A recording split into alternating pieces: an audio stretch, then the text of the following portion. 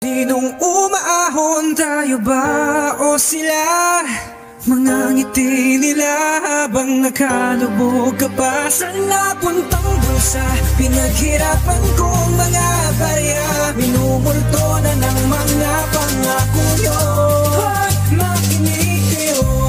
Ang sakit ng dinisipin, nagtrabaho ng malugod, kinakaya kahit sobrang ng pagod, umaabot kahit papaubod-ubod. Ngunit ano yung dahilan, hindi pa ba sapat na nakaupo lang dyan? Kung ating susundan, isipin mong maigi, lahat tayo may binayad na buwis ko sa lampi. Hindi na makatao o makabayan, kung kababayan ang dahilan ng ating kahirapan sa bansa.